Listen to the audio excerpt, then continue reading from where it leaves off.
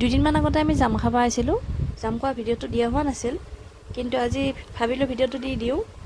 আৰু বৰষুণ বতৰ, ছাগলীকেইটা অলপ লৈ আহিছোঁ খেদি।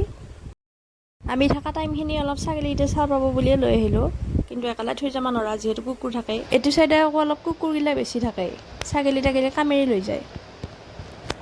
আৰু এইটো হ'ল বেবী, আমাৰ ঘৰৰ ওচৰৰ। হাঁহি দেখছে নাই জাম খাব পাম বুলি, হাকটা লৈ আহিছে তাই। আৰু ধুনীয়া বতাহ চলি আছে, লগতে দুই এটোপাল বৰষুণ পৰি আছে, বতৰটো ঠাণ্ডা। জাম খাব পাওঁ যাব সেইটো পিছৰ কথা, কিন্তু আহি ভাল লাগছে। পৰিৱেশটো চাওকচোন আপোনালোকে, চাৰিওফালে কেৱল সেউজীয়া আৰু সেউজীয়া।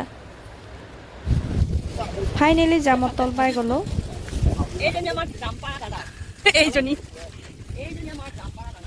দাদা পুৰা উঠি গৈছে একদম, ইমান চাপা এটা লাগি আছে না। উঠা যদি উঠে কি লাগছি। মই এটা ঠানিকে আনিলোঁ, আৰু পৰা দুটামান খাই লওঁ আগে।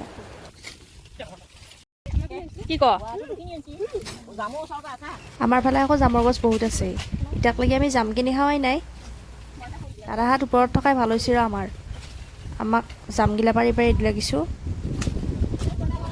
আমি এতিয়া যাব পৰা হৈছোঁহে।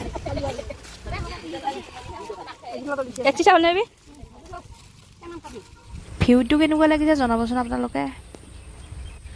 আমি যাই থাকোঁ যোৱাই, 1 বাজিল, আকৌ ভাত বনাব লাগিব এবাৰ যায়। বেবী যাওঁ। আৰু আমাৰ বায়ে বোলে ছাগলীক পাত কাটে।